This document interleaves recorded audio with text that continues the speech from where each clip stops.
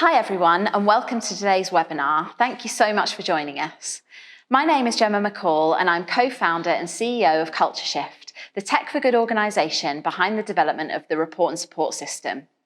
Our products empower organisations to tackle harassment and bullying of all kinds, allowing leaders to activate positive change in their institutions and maintain the culture they want. In 2016, we were asked to solve a major challenge for one of the UK's biggest universities. Statistics and headlines have shone a light on a dark problem plaguing campuses up and down the country. The solution we built was successfully implemented at the University of Manchester and has since been adopted by higher education institutions throughout the UK and beyond, transforming the way they identify, track, address and prevent incidents of harassment and bullying. As of today, we are working with over 60 universities across the UK and Europe to improve and protect their culture. At Culture Shift, we envisage a world of work and study that is safe, happy and supportive for everyone everywhere. We exist to remove barriers to reporting and create an environment where people will speak out if they experience or witness unacceptable behaviour of any kind. Unacceptable behaviour is preventable, but it requires political will, effective resources and sustained action. We work with our partners to take proactive and preventative intervention for individual cases and to tackle broader trends. Sadly, for too many students and staff working in higher education today, this is not the case. As highlighted by countless courageous survivors and campaigners, and recently by the Equality and Human Rights Commission in their October 2019 report, Tackling Racial Harassment, Universities Challenged, when people find the strength and courage to make a formal complaint, they are often left completely wanting from the process, unable to get closure because institutions feel their hands are tied and they cannot share outcomes from harassment cases as they would be in breach of GDPR. Whilst institutions must meet their obligations under the DPA and the GDPR, data protection is not a barrier to disclosing outcomes in harassment cases. It simply provides a framework for disclosure. We echo the EHRC recommendations that universities should share information on both outcomes and sanctions where it is appropriate to do so in accordance with data protection legislation. We have produced this guidance to help increase understanding around data sharing to support effective complaints handling and redress. Sharing this information will help students and staff feel satisfied that the complaints process was worthwhile and that pursuing their complaint will help create safer places of work and study. This is critical to providing a sense of closure for reporting parties and is a key element in taking a trauma-informed approach. We know through our work with the sector that the biggest reason people report anonymously is that they believe that nothing will be done if they make a named report. There is a need for greater transparency in the outcomes for reporting parties, but also in the data insights and trends across the sector. We hope that this guidance will provide a necessary step to adhering to data protection, but balancing risk more effectively and providing critical support to survivors.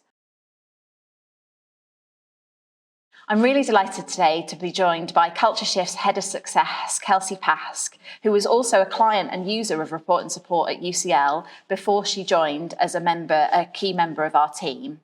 Kelsey has designed and implemented successful cultural transformational programs at La Trobe University in Australia, Advance HE, and most recently as the Behaviour and Culture Change Manager at UCL. Her role at Culture Shift is to provide expert and evidence-based advice, analysis and guidance on best practice implementation and prevention, and to improve our customer success journey. She has worked with our law firm Hill Dickinson and the data protection people to draft this guidance that we'll be sharing with you today. Good morning, Kelsey. Good morning, Gemma. Thank you so much for the introduction, and good morning, everybody. It's really exciting, I think, just to be able to talk about, I guess, how we can understand data protection in relation to harassment cases and with a real focus on that critical support to survivors. Definitely. And I know that you really strongly believe that data protection should never be treated as a barrier to ensuring individuals are safeguarded or free from discriminatory treatment. So why have Culture Shift decided to publish this guidance and why is it so necessary? Yeah, I think the first part of your question is really critical. It's just actually having that conversation to say that data protection isn't a barrier. I think it's a tool, it's a framework, and obviously it's a robust framework that provides us with that necessary information to make sure that we are protecting people's personal and sensitive data in a safe manner. However, I certainly know as a practitioner, so you mentioned I worked at Advanced HE, so I was an Equality Charters advisor there, and I certainly know with the introduction of GDPR when I was still working on the Athena Swan framework, that there was significant resistance in the sector at that point to say we can't participate in Athena Swan anymore because of GDPR. And I think that came from a real lack of understanding around actually what does the GDPR framework entail. Also that kind of the fear of the unknown. So I think, moving in the right direction and making sure that we are protecting the right to privacy in people's data sensitivity. It provides that necessary support. But I think with that came that lack of awareness and real fear. So a lot of institutions adopted that quite risk-averse approach. So we just won't either collect this data, store this data, or share this data in any way. So I think that's the first part to start with. But also if you look at experiences, so if somebody went through the criminal justice system, if somebody was going through a civil complaints process and they reported that conduct, however, whether they're a complainant, whether they're a witness or a victim as part of that legal proceeding, they would find out the outcome.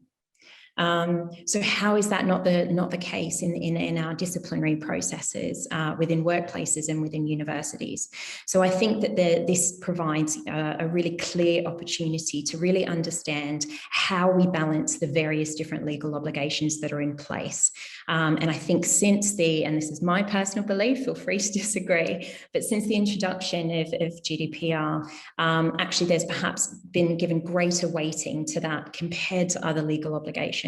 So our guidance really goes into a bit more detail around how we can actually effectively balance these obligations through the use of case studies. And I think the thing that we're frustrated with seeing really, in this context of GDPR is it's really hard to report something. There are so many barriers to reporting something that's happened to you. So when someone decides to report and then decides to take that to a formal complaint, it's so disappointing that they are left without that closure to understand and feel like what they've been through was worth it, because the complaints process and the disciplinary process is hard, isn't it, to go through as a survivor. And so then to be left just with no outcome and no closure is very difficult and frustrating. And I think that's why we see time and time again, kind of around Welcome Week, many stories of many students across multiple institutions saying that they were let down by their university. And, we work with so many universities and know that there is so much positive action actually being taken, and more and more institutions are really trying to take a survivor-centric approach. But because they feel their hands are tied by the GDPR, this bit of wanting some kind of closure and justice and not knowing what happened is just very frustrating and re-traumatizing for a lot of survivors. Would you agree? I mean, we're having a separate webinar around my personal experience, but I'm a survivor who didn't actually report, and through the introduction of report and support across many institutions in our guidance or publication Exceeding Expectations, we actually talk through, I guess, the key reasons why people choose to report anonymously. And nothing would be done if I made a complaint comes out top across all of them. Being fearful of retaliation, being fearful of being labelled a troublemaker, and being fearful that you won't be believed. I mean, these barriers are well understood in the sector now. And so it is about, I guess, balancing that need to protect, obviously, the individual individuals involved in any reporting process, but also giving that weight back to the reporting party, giving them a sense of understanding around what is actually happening. Because we're talking, at the end of the day, we're also talking about their sensitive data. They've had, taken that incredible step to come forward and report an incident. So there are a range of different things. And I think that because there has been a risk-averse approach adopted across the sector, often there is action that's being taken. It's just not communicated. And there are different ways that you can do that. So I think being mindful of Article 26 under GDPR around anonymous data, so applying the intruder test, and that's something that you can work with your data protection officer around. Okay, with all these different sets of data, so if we're going to publish a report to talk about what insights, what trends, what even case outcomes we've actually seen, is it possible to identify, if you look at all of these different data sets, is it possible to actually identify the individuals involved? If not, that data is anonymized and you can absolutely publish that. And I think this is what we want to really start to empower our partners, but all organizations to really be thinking about not only that case outcome, and as you said, Jem, just that key component of taking a trauma-informed approach, but also thinking about how they can be more transparent and open with their communities around, we are doing something, we are taking action, and we will share within the bounds of the law what we can with you around the impact of those interventions. Definitely. So back to our recommendations, which will be shared with everyone, after the webinar today. Can you summarise them, please? Sure. So I think as I mentioned, we talk through in the guidance, data protection obviously needs to be adhered to. What we do outline are some of the exceptions or some of the legal obligations that you might need to balance. So we talk about safeguarding, we define that within the context of higher education, but also within the bounds of the law. We look at the Equality Act 2010, vicarious liability, employment law, human rights law.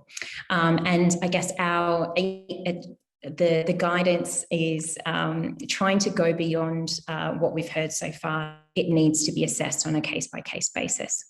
So we explore this and balance these obligations through a series of case studies. So one of the case studies looks at a student reporting a staff member's conduct, and that an investigation is undertaken. However, that staff member resigns and moves to another institution. So what information can be shared and when, but also reminding people about legal obligations to actually notify professional bodies. Another example is around student-to-student misconduct. It goes through a disciplinary investigation and it's talking about what can you share around some of the sanctions, or when can you share that information. So hopefully through those case studies and more detailed explanation, you get a sense of how these obligations can be balanced in practice. And obviously this guidance is to be shared within your own internal, so your own internal data protection officers or legal counsel. But what we want to do is provide that critical balance that I think personally has been missing across the sector in terms of how we respond to this. Yes, it's important to assess the risk, but we'll come on to, I guess, why we think, I think there's some challenges around how institutions have defined risk and how that practice has developed over time. And I think that's something that definitely many of our partners are kind of really hesitant to interact with their data protection officers because they're, at the sort of front line of their and working with the reporting party and feel like their hands will be tied a little bit about data sharing when it comes to interacting with their data protection officers. And obviously those people are quite risk averse because they are concerned about what the ICO think. So what is the ICO's stance on sharing data in harassment cases?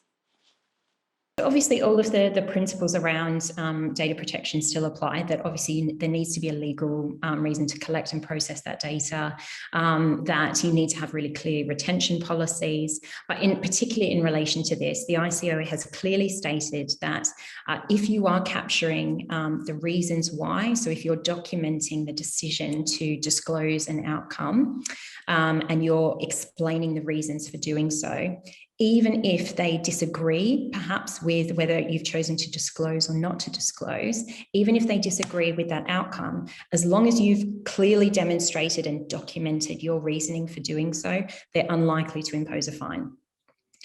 And I think that's so critical and important, because I think everyone is absolutely petrified of fines. And, we're probably waiting for some test cases, and everyone's waiting for those to happen. But I think it's really important to know, and we've attended a few meetings with the ICO as part of the drafting of the UK guidance on this, which our guidance has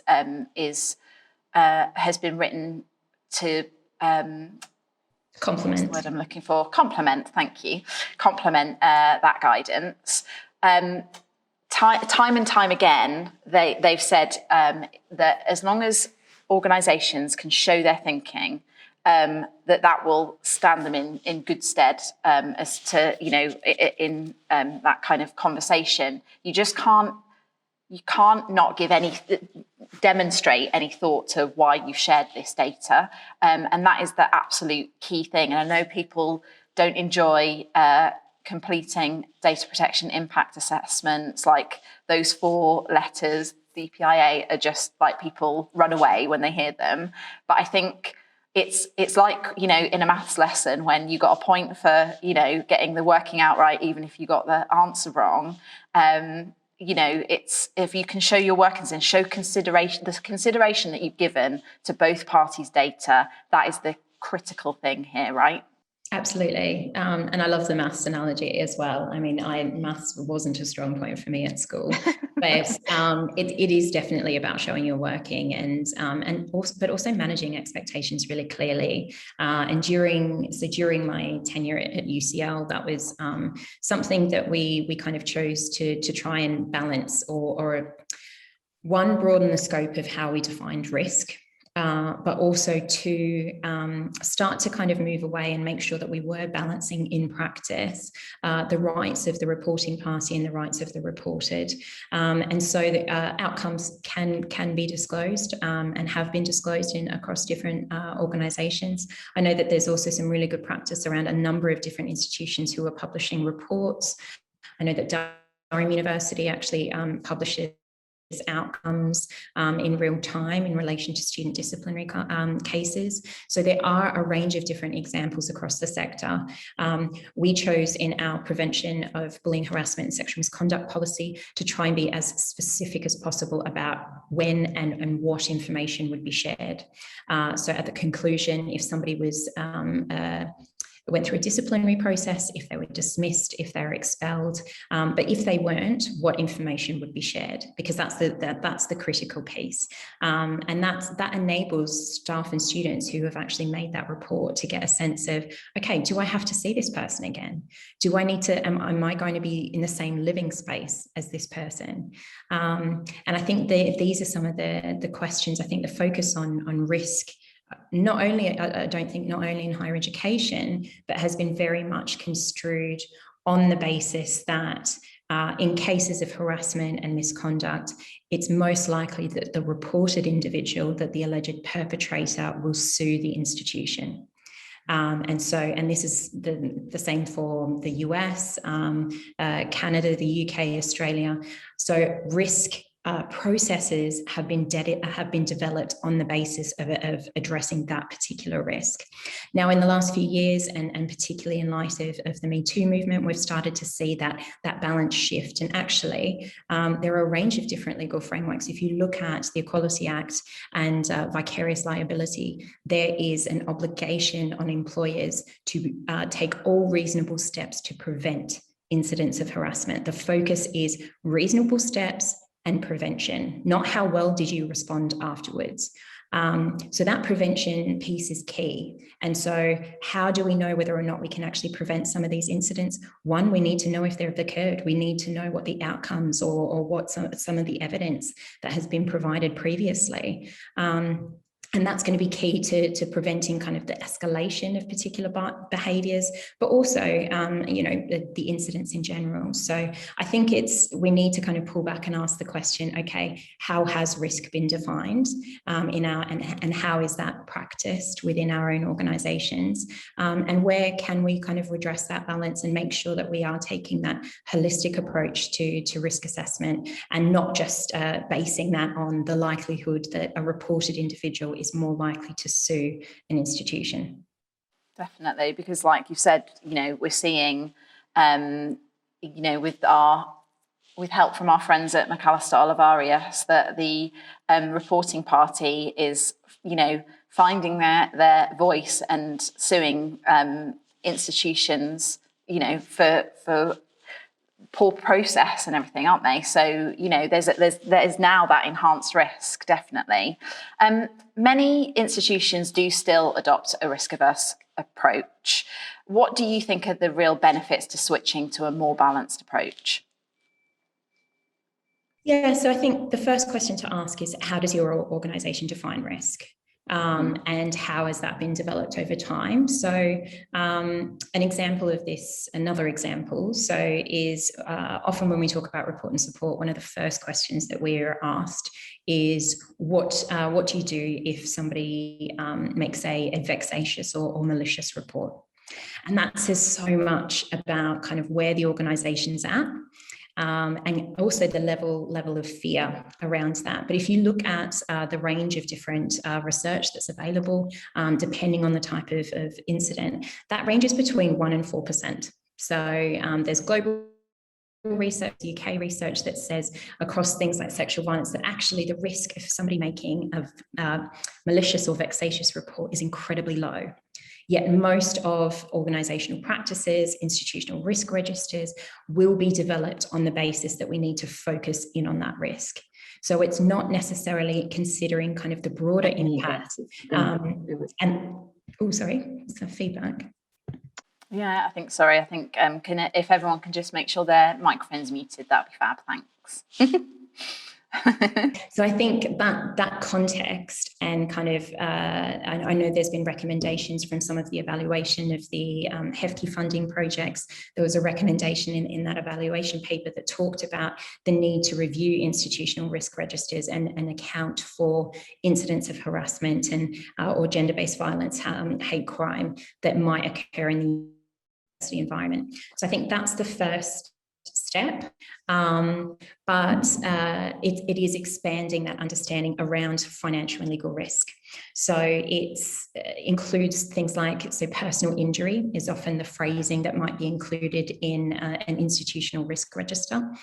But that's not really defined, and it's not defined in the context of harassment, violence. I'm speaking generally here. Some institutions might have really sound definitions and structures around this, but from what I've seen so far across the sector in Australia and here, is that actually we don't really explore what that means, what it means personal injury. So if somebody's has experienced an incident of misconduct and is also struggling with their mental health, how do we assess that risk as an institution? Because often they're focusing on quite significant financial amounts within that, and so the risk might be considered really low in that context, but actually it's not. If we start to look at some of the dropout rates for students, if we look at staff turnover, attrition, but just also the broader impact that it has on a culture, so whether that's in a research group, in a broader department, there are quite significant risks around how people choose to engage in their learning or in their workplace. So we've actually developed a risk assessment framework that really starts to explore the behavioural and people aspect of risk. So off this to move away from this concept of personal injury. But also I think it comes back to the point that it's how different legal obligations have been balanced. So I mentioned the Equality Act and the obligation for employers to prevent incidents of harassment committed by their employees. And that focus on prevention is really key, because if we look at the resourcing of institutions, often we see perhaps little resource. And I think that's a great question that we really need to put out to the sector, to say, how much have you actually invested in prevention compared to response? Now, investing in response is absolutely critical. We need to provide that support. We need to conduct thorough investigations, and we need to have fair and transparent and accessible policies. But we also need to do that broader prevention piece. And we know that institutions can find the money if they need to pay individuals out. So if that harassment, if that to settle a harassment case, we know that there's emergency funding available for that. So I think that the benefit of exploring and expanding the definition and understanding of risk is that hopefully we can actually engage in that preventative work. We can start to stop some of these incidents from occurring, and perhaps not entirely, but certainly at the rate in which they have been occurring. And that's really come to light in the light of Me Too, in the light of Black Lives Matter, and more recently with Everyone's Invited. So in response to Everyone's Invited, or it feels like it's a quick response to the growing anonymous testimonies on Everyone's Invited, the Office for Students accelerated, I think, the publication of their expectations that they published on Monday. How do you think, because I think that like you've talked about vicarious liability and the technical guidance that was published by the EHRC earlier last year, there's maybe clearer ways for people to act when a staff member is involved rather than students. But I think the Office for Students expectations could kind of help with this potentially. Could this guidance assist with meeting the expectations that the Office for Students have outlined? Absolutely. So I think particularly in relation to expectation 2, 6 and 7, there's the real opportunity to take this guidance and allow it to inform kind of effective but also trauma-informed case management. So it does, the guidance does, the expectations do talk about the need for effective prevention, response, but also risk mitigation. And I think hopefully the examples that we provide around balancing different legal obligations and what that looks like in specific contexts, I guess it helps create that level playing field, or at least kind of a common understanding and hopefully some more consistent practice across the sector.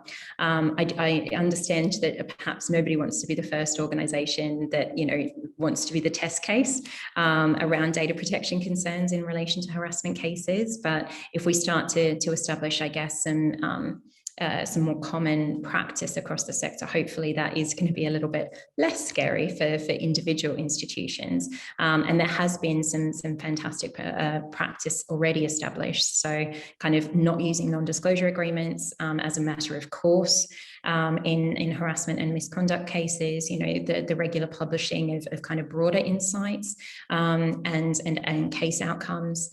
So there's a range of different things that I think that we can start to see more consistently across the sector. However, I guess as somebody that's been practicing in this space for a while, we're 5 years on from the Universities UK guidance changing the culture. And while I think the expectations, are quite similar to what we've seen in the recommendations 5 years ago.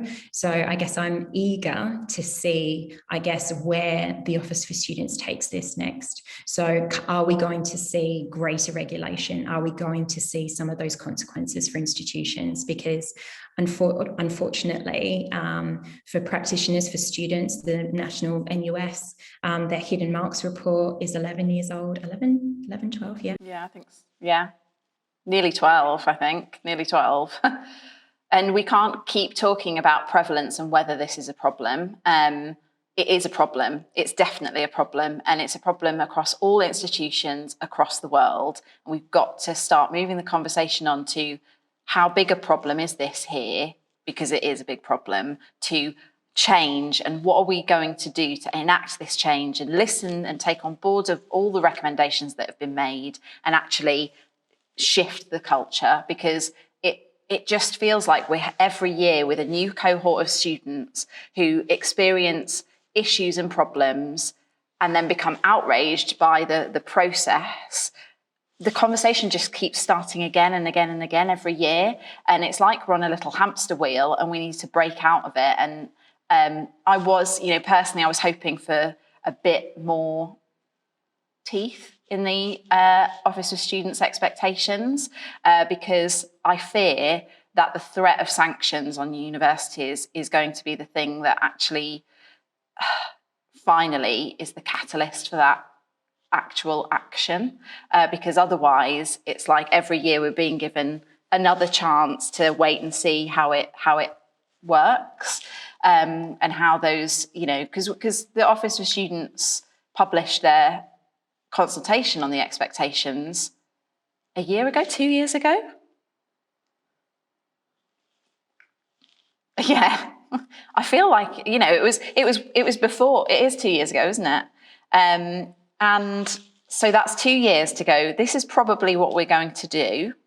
And now this is another year to go. This is what we expect you to do, and we'll review it with student groups next year. And that's another 3 years of, first year students joining universities and experiencing things. How long are we happy to let this continue? I think you can tell that I would like regulation.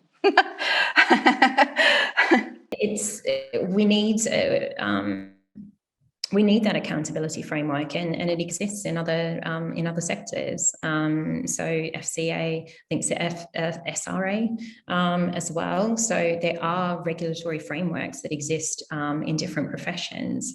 So I think the question is, how quickly can we have this enforcement for universities. And I think there's still a couple of challenges there that we need to overcome. I think data protection has been used as an excuse. So, for us, publishing this guidance is a step in the right direction to try and arm all universities with the same kind of at least starting point. And obviously we do encourage you do need to work with your data protection officers, you do need to work with your in-house legal counsel to assess your situations. But hopefully this gives us that kind of equal playing field to start with, so that we can move this practice forward. I think the other resistance that I've seen in higher education is that, we're all adults.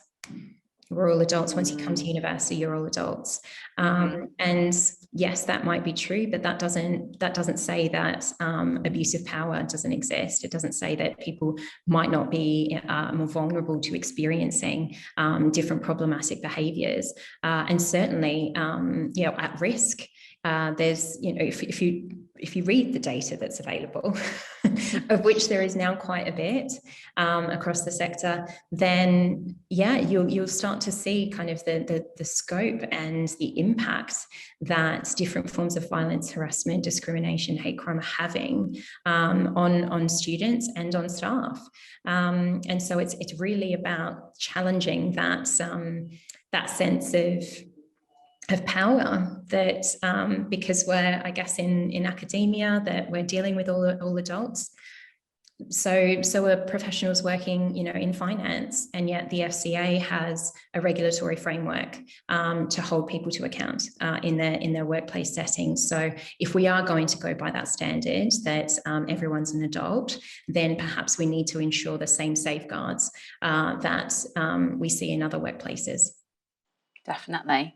So I'm going to go to some questions from our listeners today. But just before I do that, and if guys you want to ask any questions in the chat, I'll put those. We can discuss those together. Kelsey, what is our call to action for the institutions today? Definitely to read the guidance, please. Read the guidance, share the guidance. That's like job one. Tick. Yeah. Yeah, I think really start to share that across your institutions, and any partners that you're working with as well. So there's some fantastic community-based partnerships that university partners might have, whether they work with other universities in their local areas or particular specialist support providers. Really making sure that everyone is on the same page around kind of what the guidance is saying and how we balance those obligations. But also we've got a key kind of call to action that we would really like to see the same obligation imposed on universities to complete an investigation, even if somebody leaves. So under safeguarding legislation, and particularly in schools, if somebody is under investigation and yet they leave the school and they go elsewhere, there is an obligation to complete that investigation. Now, there's some established practice across institutions that some universities are starting to do this, which is excellent. But what we need is that obligation, because at the end of that process, if an investigation has been completed, there's I guess, greater information that you might be able to share, and that may be on a confidential basis with the reporting party. But if we're looking at that grander scheme of things, we do talk about references in the guidance. So if somebody is leaving an organization, I guess, how open can you be? And the principles is that it's an honest, true and fair assessment. So you can say things like, this person was under investigation at the time of their resignation. So that for us is it doesn't feel like a massive ask, but hopefully it's a step in the right direction, that there is the same level of obligation on universities to complete that investigation. I mean, there's many things on my wish list that we want to see in the sector, and I think regulation, making sure that there are teeth to the expectations that the Office for Students have published this week, but that is our specific call following the production of this guidance. Okay, thank you. So I've got some questions coming in thick and fast. So thanks, everyone. I'm going to come to a question, and I'll be honest, I am not sure of the answer of this. So I hope maybe you, as a practitioner who's worked higher education side, will know this. So the question is, I agree completely with sharing outcomes to disciplinary cases. I feel the sector here is strong. The guidance on reporting the outcomes of appeals is less clear. The appeal is owned by the appealant, and as such, it's unclear how much information we can share with the original reporting party. I believe EHRC recommended that the Information Commissioner look into this and provide clarity. Do you know if there is any progress on this?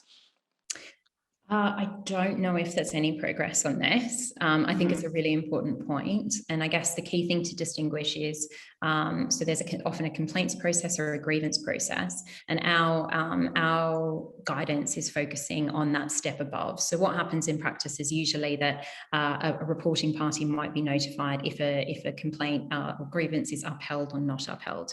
What we're talking about is going through that further process to look at, okay, if they're being disciplined, can you share the sanction and the outcome of that disciplinary complaint? And again, I think because, this is not strict legal advice from me, but I think the decision around an appeal of that disciplinary outcome and of those sanctions, you could use the same legal frameworks and balance that. But that's not legal advice.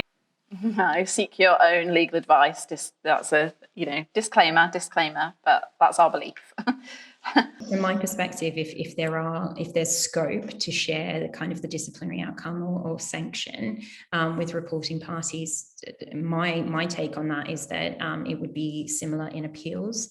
But again, yeah, I think it's another question that hopefully we can start to unpack as a broader sector. And just another note that if there are further questions or practice that you want to share, we have events like this quite frequently. And so please do get in touch after this if there's practice that you'd like us to really showcase, or if there's broader questions off the back of it. That's something that we'll certainly take note of.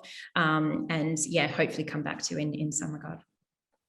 Yeah, definitely. And someone else has said in the chat, the recently published Office for Students' Expectation Statement states that reporting parties should be informed of the outcome and any change to the outcomes. And the person says, I'm not sure if and how the ICO were informing this, but this may cover a change to an outcome via an appeal. And I think maybe this also potentially speaks to an issue that we were discussing the other day, Kelsey, about the reporting party putting in a subject access request to find out more about that appeals process. And we're definitely seeing a bit of a trend across the sector where reporting parties are also maybe understanding their rights as a data subject a bit more and putting in those subject access requests that that institutions have to comply with because their data is there, right? And they should be able to see what is being said about them. So we're definitely seeing a trend in that way. And I think that we're going to quickly have to, come up with a solution, with regards to the appeals process and sharing data there. Yeah, absolutely. And Jem, you mentioned that we've been involved in the UK, the production of the UK guidance as well. So hopefully that guidance sheds some light with respect to appeals. But that's certainly something that we can take away and try and explore, and certainly speak with Hill Dickinson and data protection people just to see whether, I guess, what I've said around the similar balance of legal obligations would apply. But it's great, and thank you so much for sharing that exact wording from the Office for Students statement of expectations. Yeah, definitely. Someone else has said that OFS refers specifically to HE providers across England because obviously that's their area of regulation. Do we know if their recommendations were in consultation with similar regulators across the UK, for example, the Scottish, Welsh, Northern Irish equivalent, and will they also put out similar recommendations? I don't know that. I can't confirm whether the OFS did consult with those other parties, but I would have imagined that they would do. Although I think some of those other parties are actually maybe a little bit more directive in this area. Can I say that? Yeah, certainly. Sorry. I mean, we provided, so we responded to the consultation as Culture Shift, but we can't speak specifically to the Office for Students consultation. I think we can kind of just speak to how our work kind of fits in with that. Yeah, definitely. As we wait for some more questions to come in, I just wondered whether you could share what the common misconceptions are when it comes to data protection being treated as a barrier. Yeah, I guess it's what information can you share, or that you can't share anything. And I think the misconception that isn't often discussed but is kind of there is that data protection is an issue. If we're talking about harassment cases, it's about protecting the data of the reported individual, and I think that example of data subject access requests where reporting parties can also go through that process is a really key one to make, because the focus and kind of the risk-averse nature of practice has been developed on the basis of kind of reported parties, and either they're kind of perhaps increased likelihood that they might sue the organisation, is that's an important, I think, misconception, is that data protection is there, and GDPR is there to protect all sensitive personal data. And that's something that we need to really understand, and understand the implications for each area of practice. And I know, I'm guilty of it with, the data protection can be, I'll say it, perhaps a little bit dry. But it does provide that robust framework, and it is about showing workings at the end of the day. You can undertake action and disclose within the bounds of data protection. You can publish data within the bounds of data protection. You can talk about outcomes, and you can talk about those generally. So something that when I was at UCLA, I worked with some of the deans of faculties to talk about, okay, how can you communicate what has been happening within your particular area of the institution and some of the actions that you've been taking, and how can we start to introduce a more greater regularity of those communications, so that people do have that sense that, oh, okay, something is happening. So when you're next asked, I guess, in a student or staff survey, is the university actually doing anything? You might have, which often is yes. Are they doing enough? Never. But I think there's a huge opportunity here to think about how can we communicate really clearly, regularly and consistently around what is happening, the scope of what's happening, and also some of the actions that are being taken. And hopefully that starts to instill a greater sense of trust and confidence in reporting processes. So for those data-driven people within universities, and we know there are plenty of them, I think that's really key, that it's not just how many reports have we received, it's the qualitative experiences, it's the feedback that you're providing in other contexts, but where's the follow through and where's the accountability? Okay, we saw this trend happening, what are you doing about it? So there are, I guess you can share information within the bounds of data protection. So I think it's a really helpful framework. I certainly think that the Equality Act and exploring vicarious liability provides us with a real opportunity to shift the focus from response to prevention as well. So it's not just, we do need to provide effective support, we do need to conduct fair investigations, trauma-informed investigations, but we also need to engage in that bigger question of how do we stop this before it starts? What are some of the drivers of these behaviours? And hopefully we can shift the conversation from data protection is a barrier to what are we going to do? Definitely. I think I'm going to wrap it up there. Thank you so much for authoring the guidance and working with closely with Hill Dickinson and the data protection people to help us publish this guidance. It will be available afterwards. There is a small cover price for the guidance, but we are giving 100% of the proceeds to Rights of Women, so we think that is a very worthy cause to support. So we'll be sharing the link to download the guidance after this webinar. Thanks everyone for joining us today. I'm really pleased that there's been so much interest in this guidance being published. If you've got any other questions for Culture Shift, or you would like us to produce guidance in any other area, we're committed to changing the culture and really empowering you to do as much as you can to tackle harassment and bullying of all kinds in your institutions. So please let us know if there's anything else that you'd like us to discuss. But that just leaves me to thank Kelsey, and thank you very much for joining us today.